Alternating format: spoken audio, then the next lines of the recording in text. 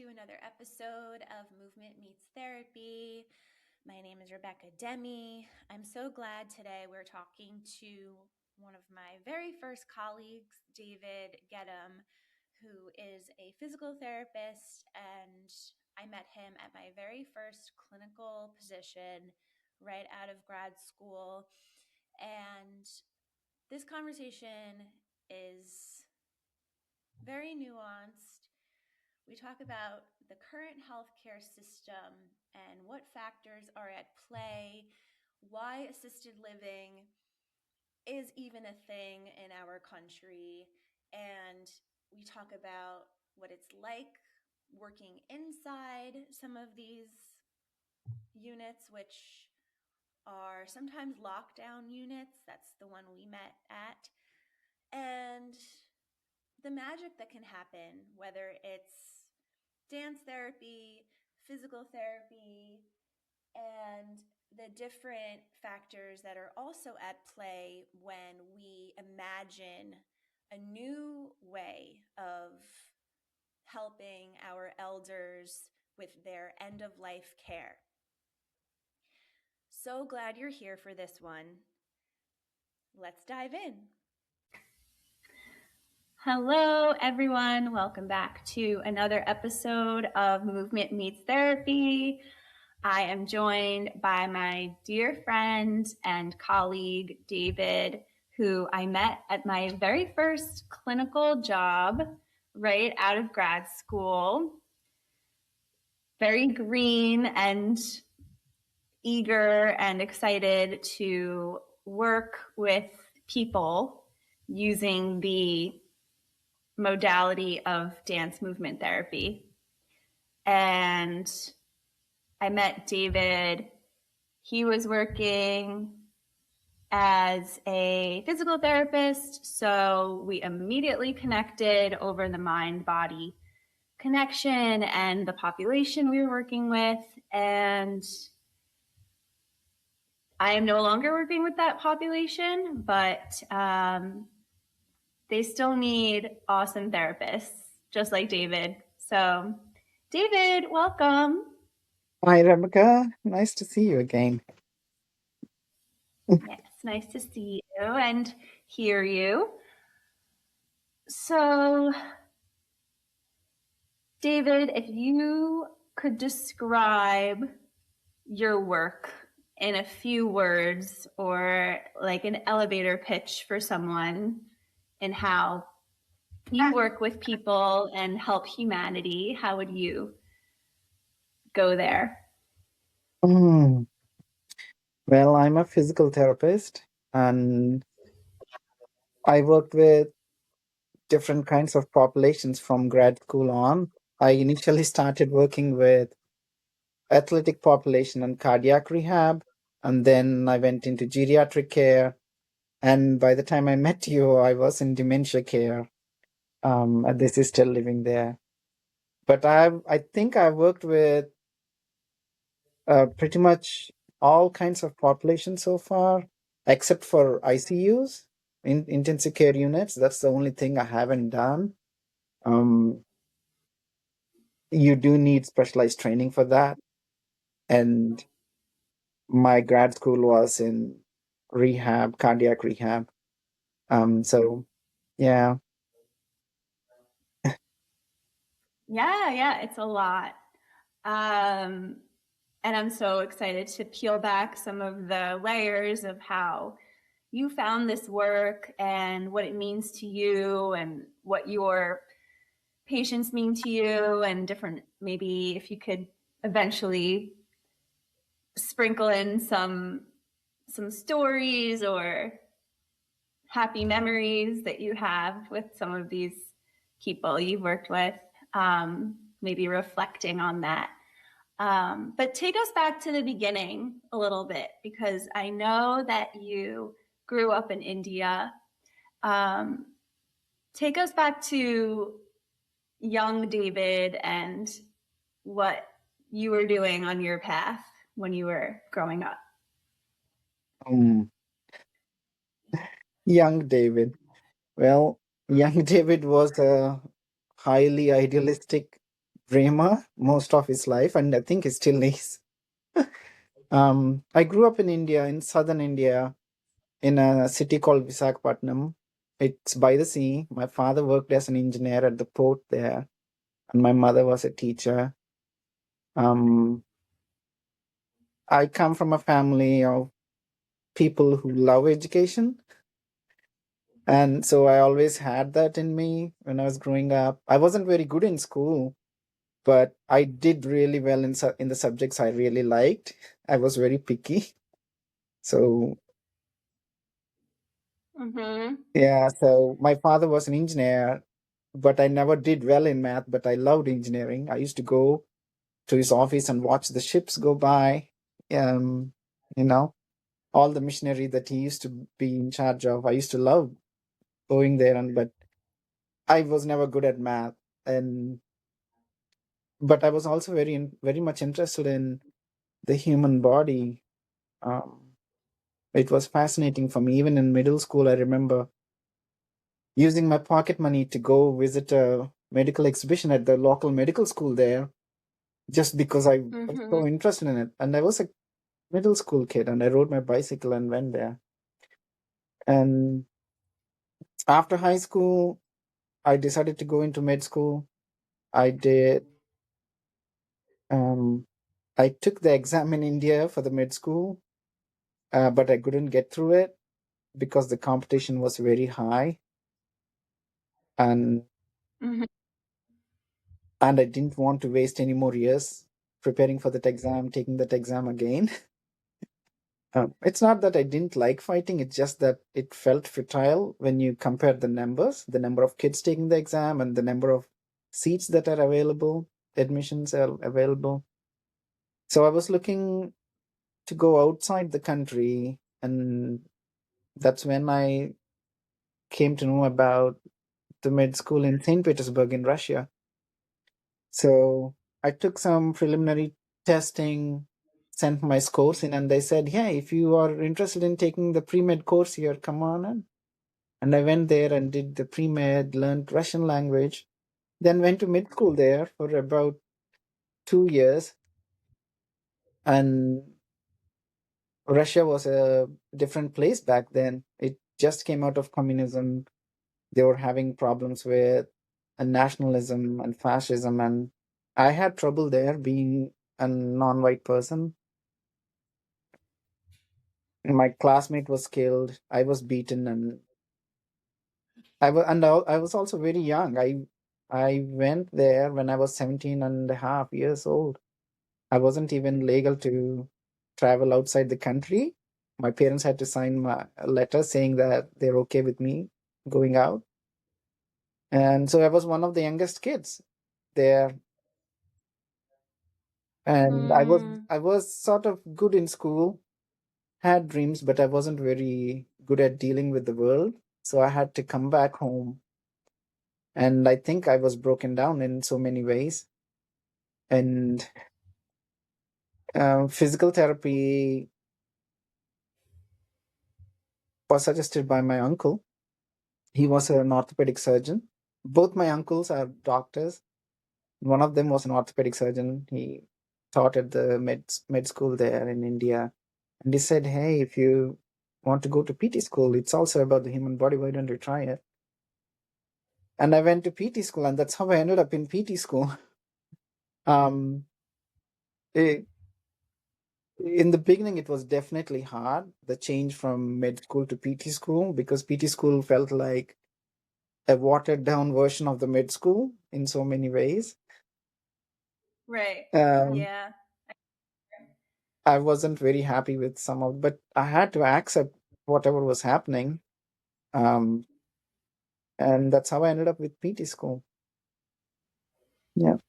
So you were at PT school at home? Yes. So you left and came home, went to Yes. PT school. You said that your friend got killed in Russia. Yes. Like, you told me this a little bit before, but was that like one of the first major wake up calls for you that the world was a little off in some ways? Yes, I think it was one of the major calls in the sense that my family belongs to one of the lowest castes in India, and I never felt the discrimination because by the time I was born, my family was well-to-do, well-educated, living in big cities. I didn't feel the Mm-hmm. discrimination, but when I visited my grandma's place, I understood what my father came from. They were not even allowed to go to certain places inside this village or town. They couldn't get an education until after India's independence. So there were things that I never knew about. But I'm sure most people don't know about this either. yeah, So yeah. And happy that you're on the podcast. yes, and one of the biggest things that I came to after finishing high school, when I was going into med school, that's when I realized that India has a thing which is very similar to affirmative action here for lower caste people. But my father, because he went through that caste system, he was so horrified by it that when we were born, me and my younger brother, he made sure that our birth certificates didn't have any mention of the caste. He put as if we are just Indians, no caste there, because he didn't want us to be associated with the caste system. And what that did for me was when I was trying to get into mid school, I didn't have the kind of affirmative action, I would say, the Indian, what they call the reservation system, where they reserve certain number of seats for the lower caste people. I didn't have that, even though I was a lower caste, by birth. But because my dad did Was that, that was that a lot of work for your dad? it wasn't a lot of it in the sense that I think it was more psychological for him because he knew that if he had mentioned the caste name in our birth certificates, we would have had some kind of an advantage. But at the same time, he abhorred that system so much that he thought that I don't want to put my kids through this. Even if they are going to have some kind of an advantage, I don't want them to have it. I want them to fight for it, fight for their own livelihood, and get where they want to go. And because he was educated and we were not rich, but I would say middle class, he was confident that he could put his kids through, wherever they wanted to go, I think. So, yeah, I think it was a psychological thing. So that was my first major waking, how to say, awakening when I realized that I don't have that advantage and I have to try other routes to get into med school. Um, Mm-hmm. and even when I didn't have the caste certificate, people still called me names based on my physical appearance because caste systems are so entrenched in India that people have developed certain phenotypes. So higher caste kids would always call me names and stuff like that. So that was a thing. And then when I went to Russia, racism came in. I never knew that people could be hated based on skin color.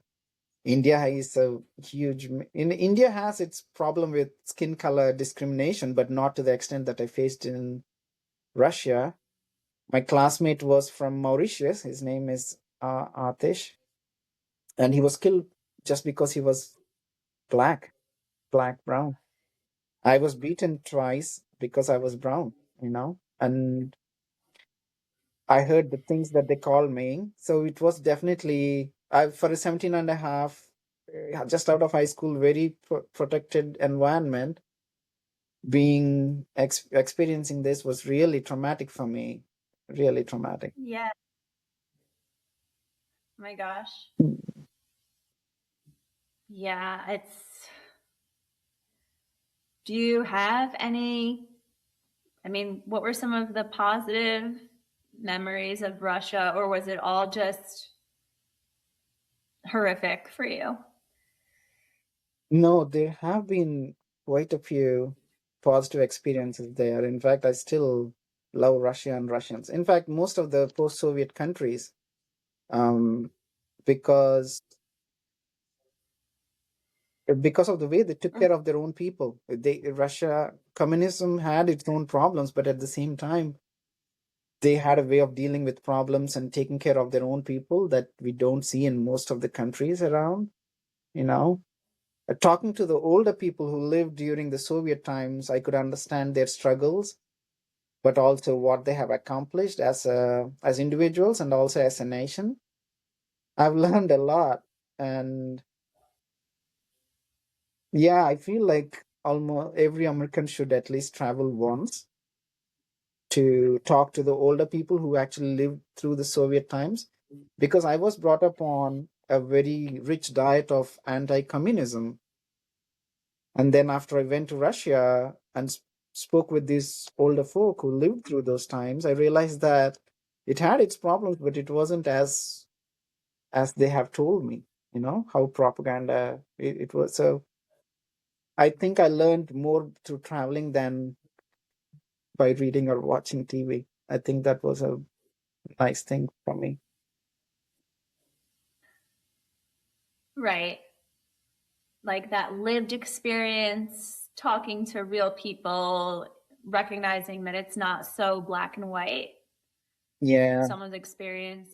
What are some, I know this could get a little controversial, but what were some of the good things that that generation had? One of the things that they told me, I had to live in some of the same buildings that they live in. I had to share um dormitories, university dormitories. I had to share some of the apartments, and the older folk told me that education was free. You didn't have to get into, you didn't have to take loans to get an education. Right. That would be Housing, nice. housing was really cheap. It was not as spacious as my house in India or some of the houses here, but housing was cheap. Um, Everybody got a house. Housing was a right enshrined in their constitution. Um, so the chances of homeless people dying on the street was very less. They did have homelessness, but I think they were taken care of through other kinds of housing. Housing was always there. Um, Mm-hmm. yeah, those are the kind of things that really um, amazed me. And they also told me that they couldn't travel between cities so freely like we do. Like you could go and visit your family, but you cannot go and relocate so easily because your residence and your housing is tied down to your employment. So there were some constraints to the system, but it came with uh, housing guarantees. Mm. Oh, I didn't realize there was that restriction Yeah, to your. That makes sense though, because watching old movies, everyone's jobs was always walking distance. yeah. All their cities were so well engineered. I mean, when we look at them from outside, they look like concrete blocks. But as somebody who lived there, everything was so well designed and organized that they had a local community health center, a kindergarten, middle school. All of them were walking distances. They designed their cities in such a way that you don't need a car most of the time. Everything could be accomplished, and public transit was free, and they designed them so well. And even like smaller cities had tram systems, trolley buses. Yeah. Yeah. Was that like brutalism? Yes, some of Early brutalism? some of their architecture, they have really nice examples of brutalist architecture. Yeah. Huh. It's funny, like brutalist design is trending right now here. So it's so funny how just everything is a cycle. It just comes back around. Um and it's I don't know if it's a reflection of the political climate or whatever right now. But moving from India to the States, did you feel ready to take on that adventure, as a professional and also personally? What kind of obstacles did you face, and what was like completely exciting and fortuitous for you when you first came here? I think I learned a lot about the US through movies. It's the same experience that I went, very similar to Russia. And after I came here, I realized that there is a lot that I've been misinformed about. There is poverty here. There is homelessness here. That was so shocking to me. I couldn't, that was a huge thing for me coming from India, because I couldn't, Mm-hmm. I still cannot, I've lived in this country for 13 years now. I still cannot understand that. It's a problem for me. Otherwise, US has been very, very kind to me. I have some amazing friends, including you. Um, and whatever problems I faced here have been compensated by the people I met here and who have come into my life. So I don't have much to complain about.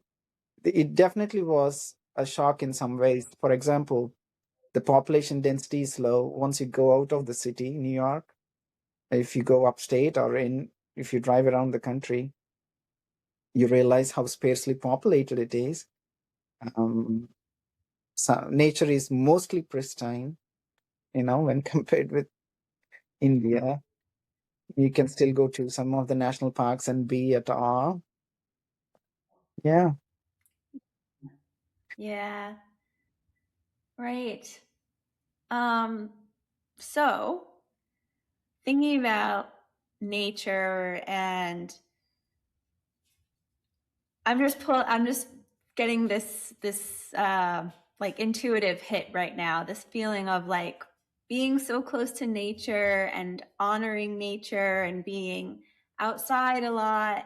Do you feel like when you started working with like the Alzheimer's wise elders, maybe they're not necessarily Alzheimer's diagnosed, but like old enough that they have a little bit of dementia, how do you weave in your background and like your sensibility as a therapist and a healer to work with this older population? It is a challenge and a blessing being a foreigner. Um, because most of the people, I think all of us, as we age, we start looking at life from a completely different perspective. The one that we lose the one that we are conditioned, and we gain a completely new perspective. I think we become more open to accepting people. I've Mm-hmm. faced more racism from younger people than from older people, which is surprising considering the times they come from. It some of the things they tell me, like, we never had uh, non-white people sitting with us in school. Sometimes they get surprised. Some of them forget, they still think that they're still in the 40s or 30s, and they interact with me that way. um I remember that. yeah, and some of it is very innocent. It's like, if you come to South India and a young kid comes and touches your skin just because he's fascinated by the skin, he doesn't know, it's very innocent. Same thing, very similar to that. Some of the older folk I interact with, they try to know me, they try to talk to me, and um, because of that curiosity, I think it helps me build a rapport most of the time. um, Even though they are not in a happy place, when I walk in, they try to engage with me, try to know where I'm from, so it definitely becomes a little easy for me. It's very painful to see some of them um, in the place they are, because some of these people are highly accomplished people. Some of these people have gone through such trauma. Some of the people I have are Holocaust survivors. Some of them are World War II veterans who, you know, Mhm. who came here along with their sister or brother or just an aunt, and everybody else, they don't know where they are, they lost their whole family, and they have been through such tremendous trauma, and they built their own lives, became successful doctors, lawyers, and then again they are at that point in life where they are dependent on people like me or their aides or other providers. Um, yeah, and I don't know how much impact I have on them, but it definitely has an impact on me, changed my perspective of life. Um, yeah. Yeah, I remember working with that population for the first time and being almost starstruck in a way. Yes, I was very sad, but also seeing people who have lived like all the way in, like, of course, biologically have lived all the way into their late 90s, into their hundreds, and they're all just kind of hanging out, and there's nowhere else to go. So it's like,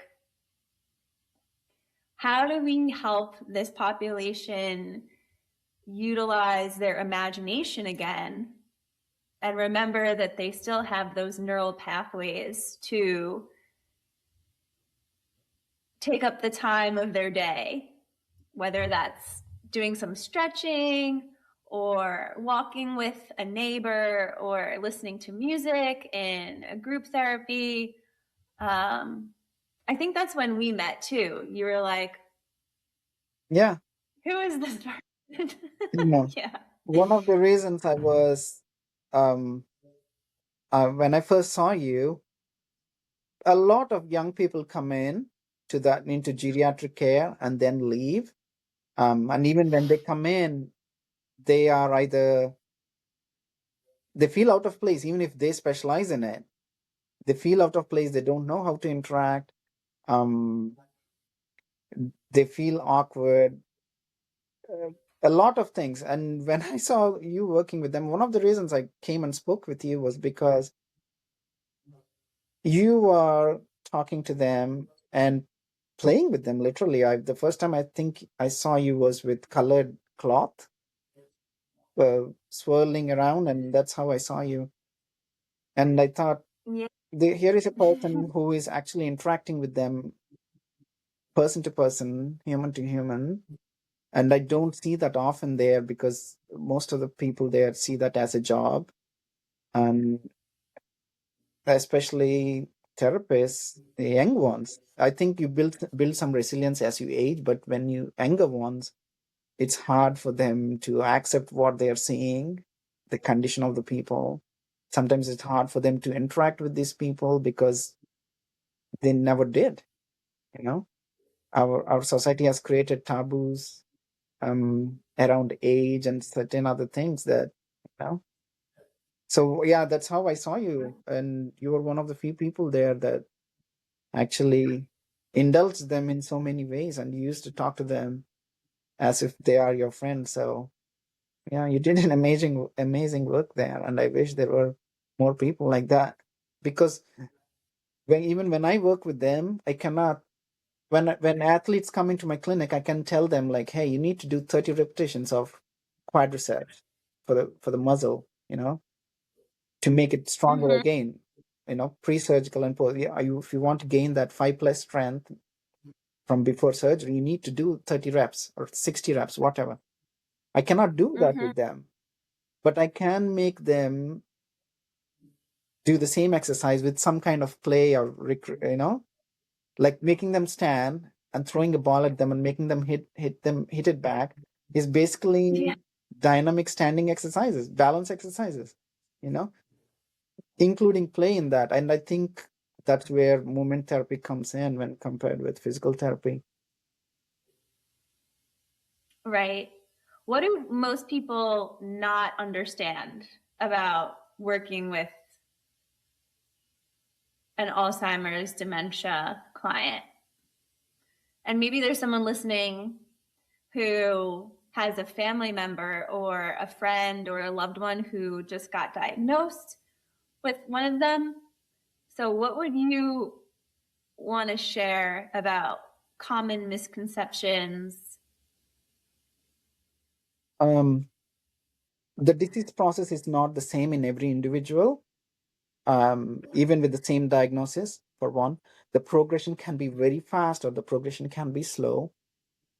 People in dementia care are not at the same level. They're on a spectrum from high cognitive function to the other end where, you know, so Mm-hmm.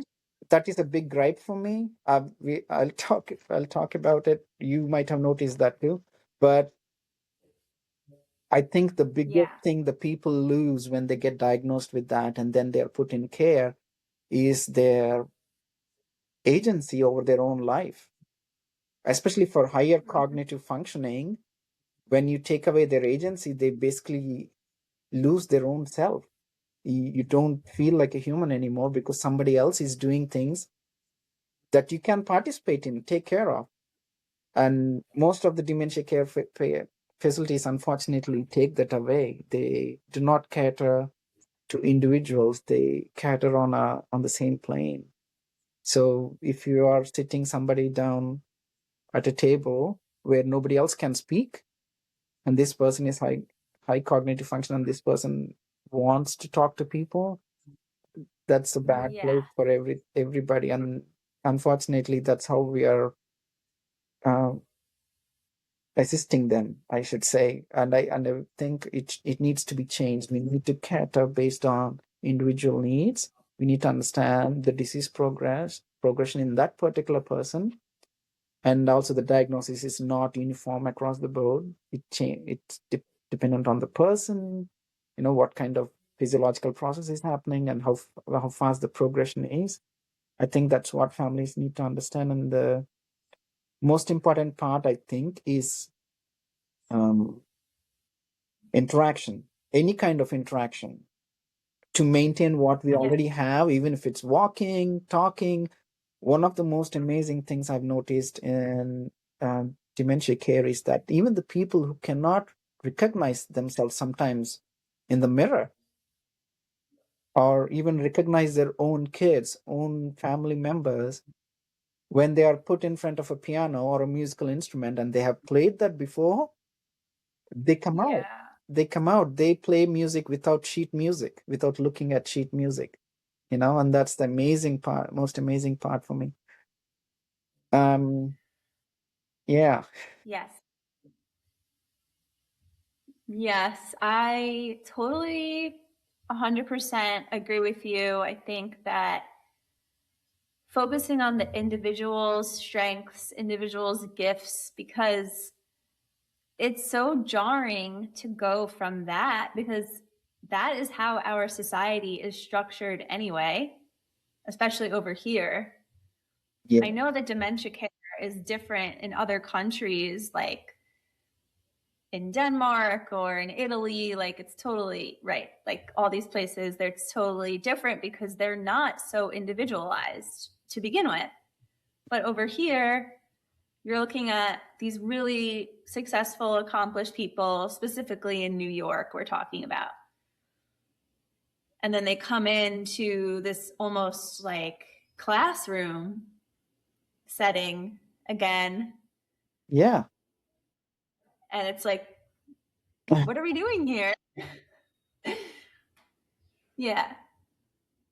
And that's one of the reasons they get attached to the providers they have, because that could be the only intelligent interaction they are having. Like when I walk in or you walk in, excuse me, and you're dealing with them human to human, the rest of the people there could be saying, for example, David, I'm in I'm a resident there. They say, David, please come and take your pills, or David, come and sit at this table. That's the only interaction they have. And then a recreation therapist comes in and talks to them and plays with them, or a physical therapist comes and talks to them. That human to human Mm-hmm. interaction, you know, unstructured, I think that's what they crave for. And that's why they get attached to people like you and me. Because everything else there is scripted, you know. Yeah, it's such a good point. It brings back the sense of dignity for these people, like which is the same thing. And eventually, when I left working with that population, I went to work with people who really dignity is always the common thread with trauma survivors, and like especially after such a humiliating event, whether it was the Holocaust or having Alzheimer's, whatever it is, like it's always, or, you know, being physically assaulted. I think that if we could provide that dignity, like you're special, you're important, you know, your boundaries matter. Cause I also remember boundaries, I felt like very conflicted most days because some of the like other workers that were there that were not trained in therapy, who would just cross so many like physical boundaries, emotional boundaries, you know, teasing some of the residents. And it's just like, whoa, like that was too, I got very upset with that. So yeah. Yeah, unfortunately, that happens a lot because most of the people, even if they're trained to deal with geriatric care, they might not be trained enough to deal with dementia care. And most of the time, they do not understand the disease process. They don't understand that people can have higher cognitive function even with the diagnosis. You know, they didn't. Yeah. And that's, I think that's what breaks my heart. And because there are people there who can read this menu and order their own food. You don't have to make decisions for them. There are people there who can still talk to the doctor about their medications. Even if they don't have the decision making power legally, they can still talk to their doctor. But when the nurse intervenes or their family intervenes and cuts them out, that's when Yeah.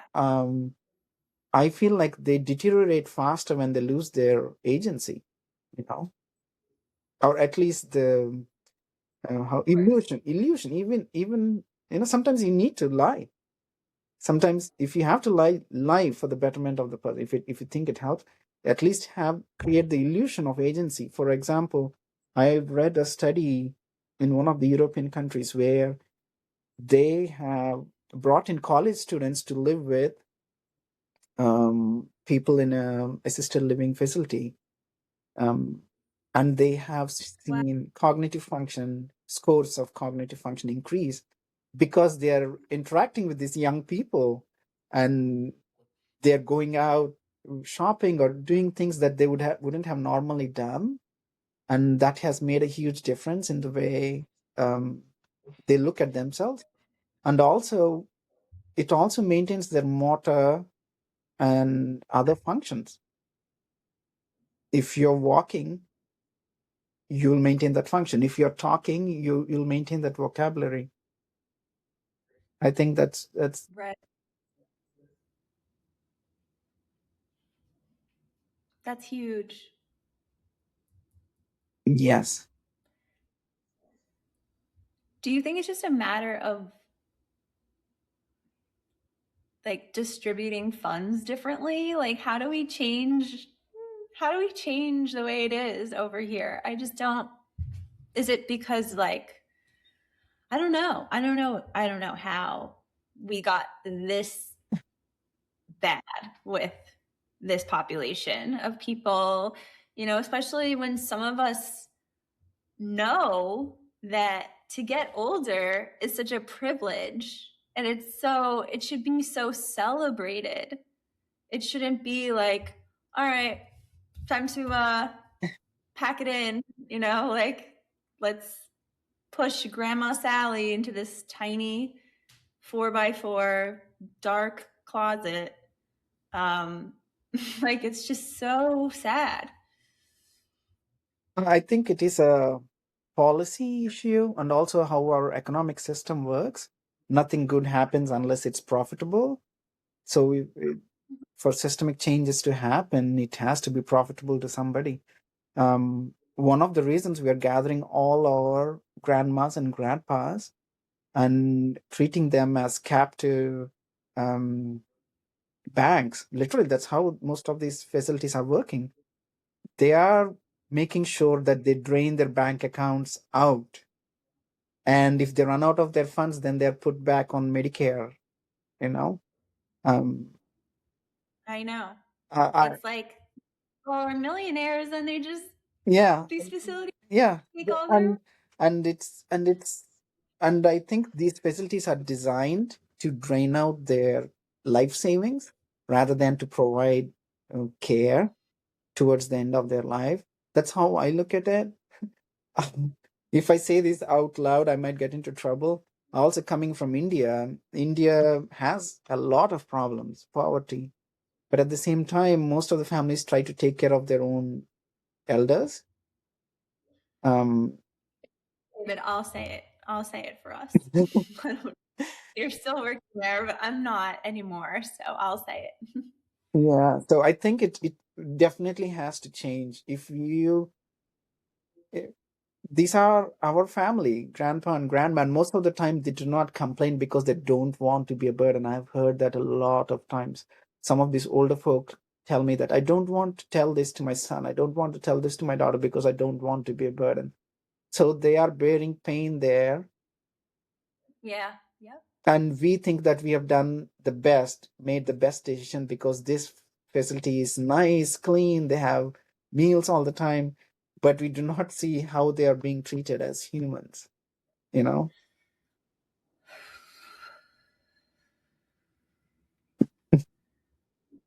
Yeah.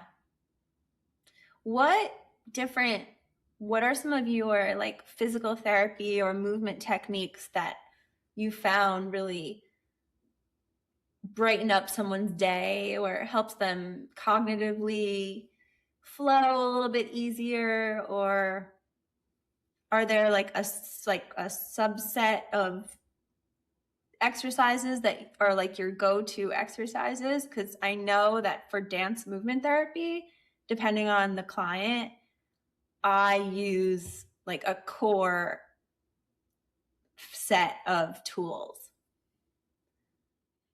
Um, I generally prefer most of the standing exercises unless the person is completely incapable of that.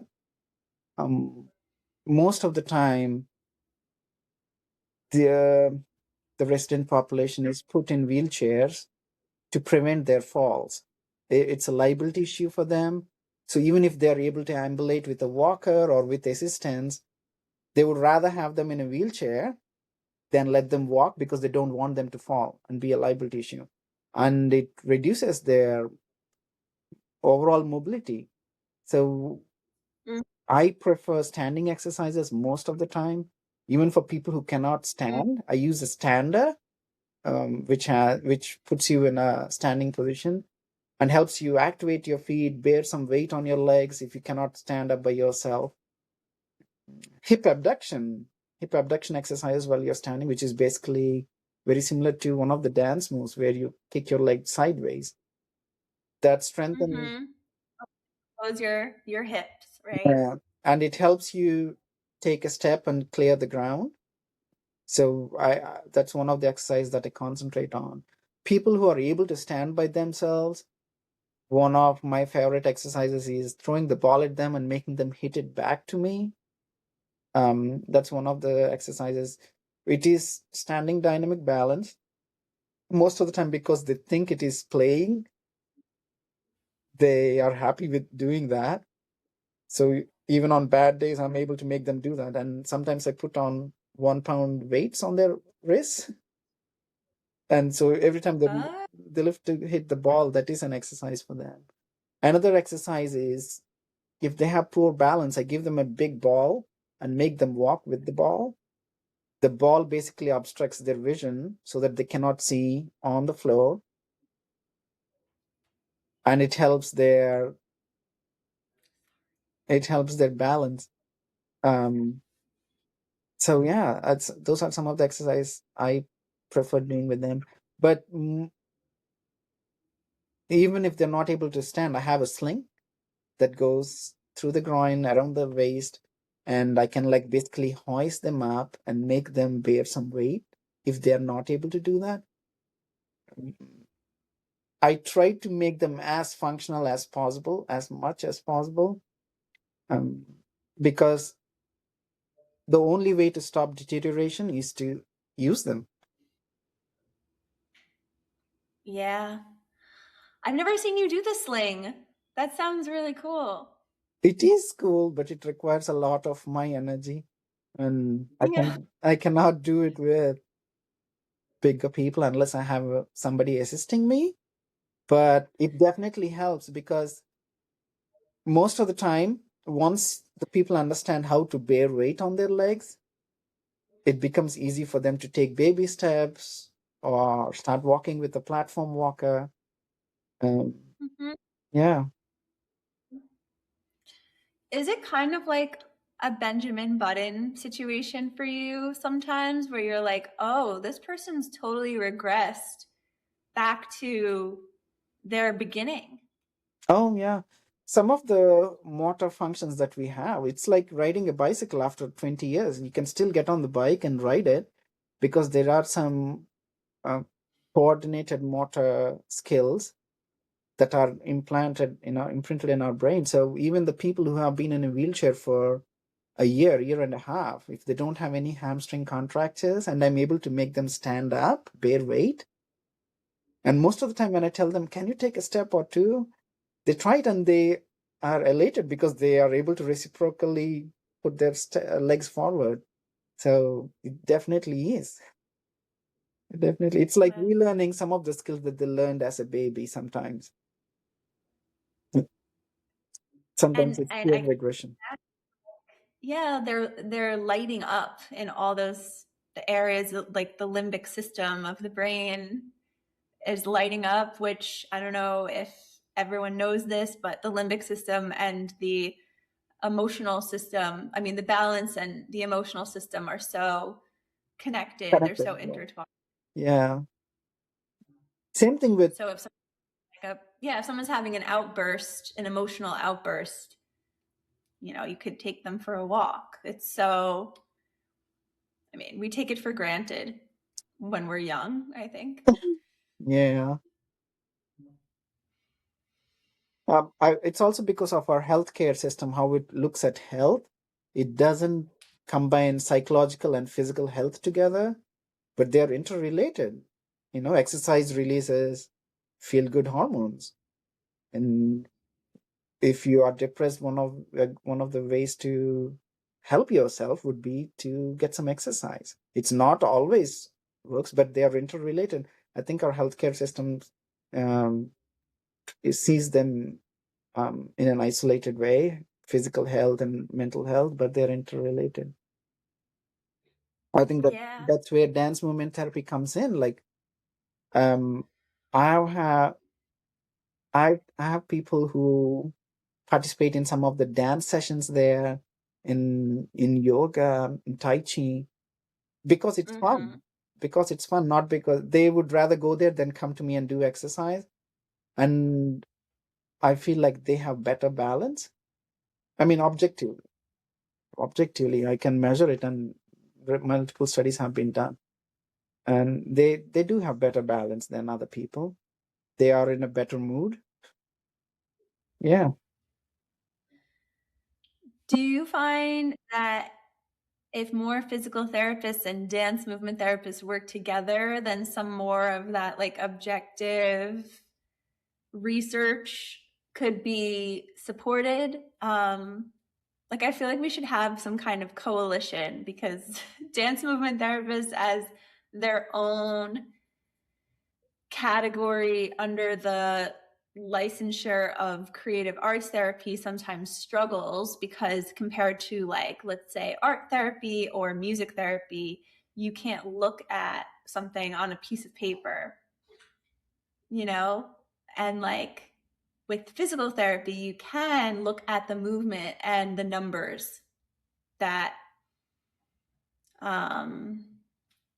quantitative research compared to dance, which is so fleeting and it's hard to actually, something I've struggled with, it's hard to like actually get the evidence, so to speak, that someone's improving on a piece of paper unless you're actually in the room with them watching them dance. Yes.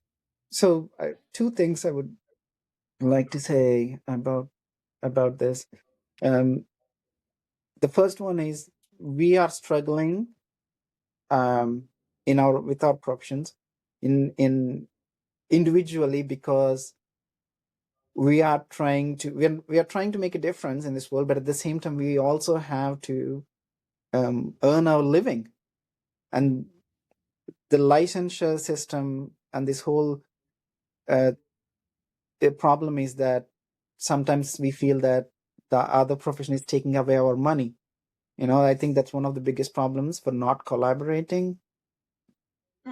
I see that a lot, and I think healthcare should be holistic, and I don't agree with that, but because of the socioeconomic system we have, I think we are being forced to compete with each other.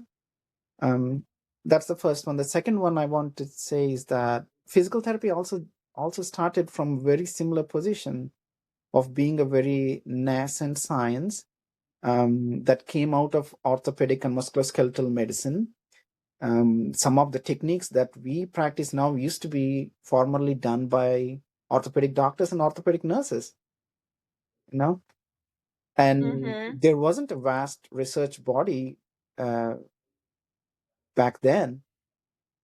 Um, After physical therapy came out as a separate profession, it still had to be it still is under the control of physicians, rightfully so, because they do have a say in the proceedings. But at the same time, I think greater role has to be given to people like your profession or my profession. And I think that DMT um, will gain will gain um, with more collaboration. I think it should be done, especially for balance. One of the biggest problems with geriatric care is falls, high morbidity, high mortality. Yeah, hip fractures, they're almost like a death sentence, you know? Uh, mm,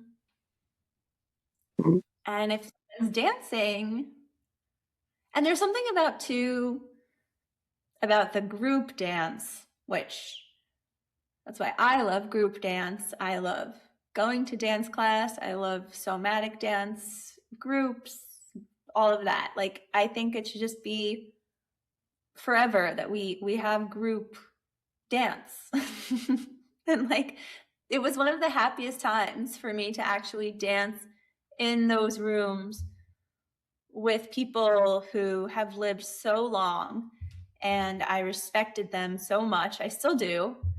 I still think now it's amazing talking about it with you. I'm like right back in the room with some of them, and just remembering how when they would describe to me what dancing meant to them, how you had to go out to dance on a Friday night when you were younger because there was nothing else to do. You had to go dance, and everybody knew how to dance. yeah, You had to know how to dance. It was like doing math, yeah. you know. Most of So, most of the older folk I talked to, yes, I think it was almost like a rite of passage, maybe. I don't know. yeah, if you wanted to like get married or you had to like go out to dance with people. If you want to go out on a date, you have to meet at a dance Exactly. of some kind. Yeah. Hmm. Eh, Yeah, I think that would be amazing now if that was still happening. I I think it is in some cases, but you know I've worked with PhD candidates from Europe, two of them from Denmark, and in some ways, the US is still lagging behind when it comes to collaborative research, holistic healing. Uh, I think I think we need maybe it's on younger people like you to take the initiative and change this system because it would it would help tremendously. Because people who will not work with me because I'm just an exercise guy might work with you because you are the fun movement therapist who is practically making the same movements, you know, inducing the same movements through play, through dance and Rhythm. rhythm and psychological healing too, mental well-being that I might not be able to because I'm not trained in that. I'm trained to do strengthening, you know, to check for balance, to do balance exercise. Yeah. Yeah. How do you move? Uh, how do you move when you're not at work? Like, how do you protect your own movement, body, your emotional body? Because this work is very heavy, it's very intense. So, what are things that you like to do movement wise? It's definitely physically draining for me because like I said, some of the people I only weigh 143 pounds now. And I have people who are and I'm 5'7". I have people bigger than me, way bigger than me. And when I'm working with them, trying to hold them up when they're walking by, with assistance, moving their limbs, it takes a toll on me. So I work out every day. I try to work out, lift some weights just to keep that strength going on so that I can go back to work tomorrow. And then I also do a lot of aerobic. Um, I love bicycling. I take out my bike, especially on the weekends. Sometimes I go Yeah. camping. Yeah. And on really bad days, I go like on a 20-mile bike ride to clear up my mind, to, rejuvenate uh, my whole being. I would love to dance, and I do dance when I'm alone because have a strong feeling that I don't have the rhythm or the moves to go out in public and dance. But it is liberating. Physical activity is liberating, and I do participate in it every day. At the end of the day, it's also my bread and butter. I have to be in shape to do the things I do. Yeah, I feel the same. I feel the same, even though I'm not fully on my feet all the time anymore with clients. Um, I definitely want to get back into the group dance therapy offering space. That's something that I feel called to do. So, and you've been to some of my classes. And how do you feel if you could kind of encapsulate in a few words how dance movement therapy, the few times you've tried it yourself, just for you, not for anyone else, like watching anyone else, how do you feel like it has because for me, sometimes I wonder if it's just duration. Like you could be moving your body in any way, there's no right or wrong way, but it's just about that endurance and patience and compassion with yourself and your body. But what about you? How do you feel like dance movement therapy actually works? Um, it definitely challenges the ranges of motion that you don't normally functionally use in your everyday activities. So it's like strengthening and also going into the ranges that you don't normally use every day, especially if you have a dance movement therapist in front of you saying, "Hey, follow me doing this movement." and they're going through a range that don't normally use, that is a wonderful thing, because um, most of our injuries happen because we do not train, especially in ranges that we don't use every day, and suddenly we decide to, reach overhead and pull out something and we hurt ourselves. I think that's where dance movement therapy helps. The other thing I've noticed is that even the strongest of people cannot assume certain positions, cannot function or do certain movements at a slower speed without using momentum. It takes a Right. lot of agonist and antagonist control to perform certain movements at a slow pace. And I think DMT, dance movement therapists, do that. Um, and it shows. Even the most well-built guy cannot perform some of the movements that DMTs do or show, I think that's an amazing thing. And the third one, the last one I would say, is that balance. Most of the movements that you performed, it's dynamic sitting balance, dynamic standing balance, um, disrupting your base of support and your center of gravity by extending your arms in directions, um, changing forces by twirling. All this throws you off balance, and your body has to make constant adjustments. And you can see, when I was coming to your classes, I could see whose ankles are shaking, whose knees are trying to keep up with the upper body.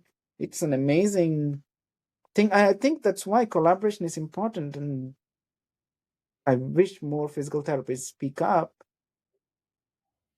I don't know how many of them even get to speak to a DMT, you know, but I really wish, because the few times I came to your classes, I realized that you are performing movements without making it seem like it's a very scripted, boring thing.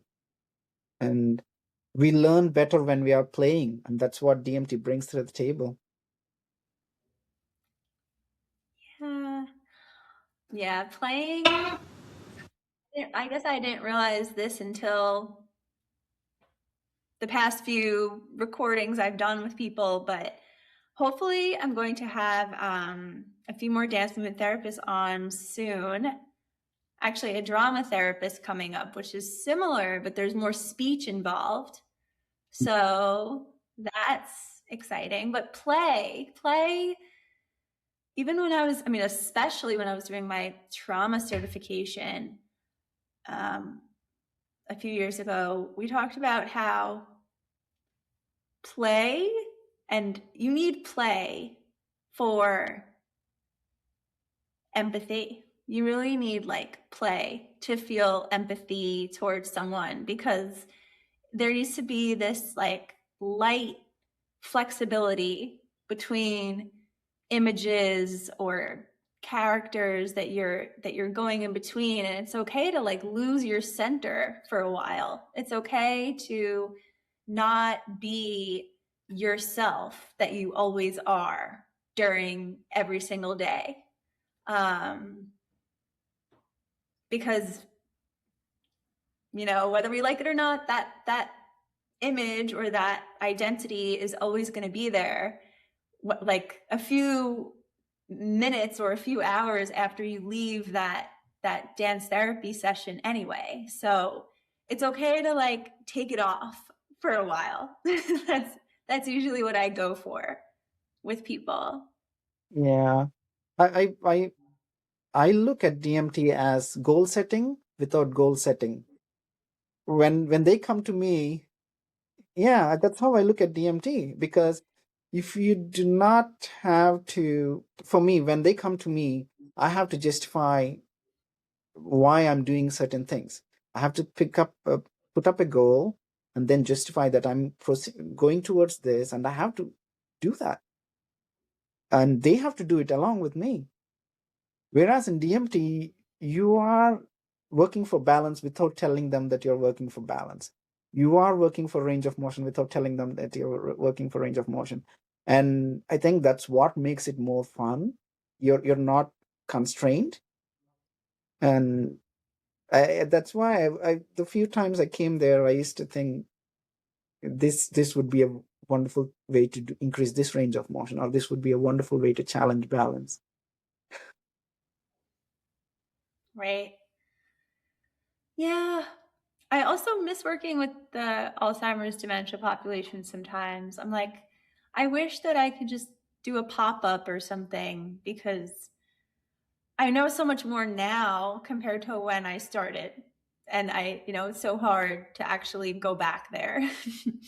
But I would love to talk to the management there if you're interested in doing a 30-minute session or an hour session. I I I think they would love that, because most of the people there would love that interaction, especially the higher cognitive functioning residents. They would love your presence there. They would love to talk to you, interact with you, and the management would love to. Yeah, if you're interested, please okay. let me know. I would definitely talk to them. Yeah. Okay. Amazing. So for anyone listening to this, don't worry about that. We're going to talk offline about that. Um, well, thank you so much, David. I'm so happy that we finally recorded our conversation, because we always talk like this, actually, pretty much. But this was a little bit more special to the full story. Anything else that you feel like sharing with anyone listening, or anything on your mind or on your heart right now? Maybe something more broad with like the state of the world or consciousness or whatever, anything that you're thinking about these days? Well, some of the things we don't realize until we are in that position.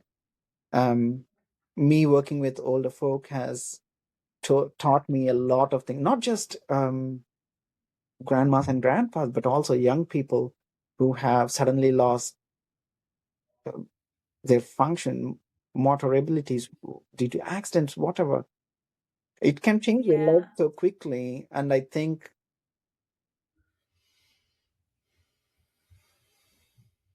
we need to be very aware of that our lives can change in a minute. We can't be judgmental. We need to learn more about the disease process. We don't have to go through that disease. We don't have to be diagnosed with it to learn about it. Some of the problems with the geriatric care is coming from even well intentions, well meaning family members thinking that they're doing Mm-hmm. something good for their family members, but they're doing some mistakes because they don't understand the complete disease process. I think we all should try to go out of our way and learn about various afflictions that can come across, that we either can happen to us or loved ones, or even if that doesn't happen to any of us, just to be aware and how to interact with people outside. I mean, that can make a Mm-hmm. huge difference if you are interacting with people as a human to human. That can make a huge difference. That's one thing. And the other thing is, hug your loved ones and your friends. This timeline is definitely affecting our collective consciousness. I cannot. Yeah, it's hurting. So hug your loved ones. Yeah. Did you say timeline? Yeah, Yeah, this timeline is chaotic. yeah. It's Yeah. even though we are far removed from some of the things that are happening, as human beings, it is affecting us. Yeah. Yeah. More hugs. Hmm. Why don't we end with a little hug? Self hug. Oh, absolutely. Self hugs. Yes, and also don't forget to hug yourselves too. Yeah. Um, David, where could people find you if you're interested in people connecting with you? It's okay if not. Can you provide a link in the bottom of your? I'll attach the link. Yeah, Yeah, that sounds good. the email. Okay. Yeah. Yeah. Sounds good. Yeah, you do private sessions. I don't do private sessions right now.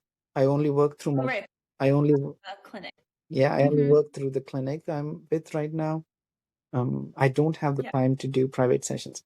But if it is friends or family, I do it as a responsibility.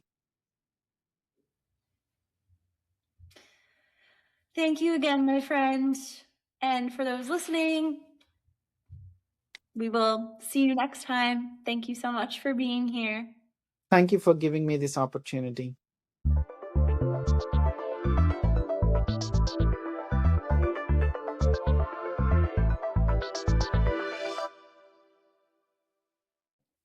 Thank you so much, dear listener, for being here for this one. If David's story left you feeling a little more tender, a little more curious, or just reminded you to call someone you love, that's exactly why I do this, why he agreed to doing this. Share this episode with someone who needs a warm hug today, and we'll see you next time on Movement Meets Therapy.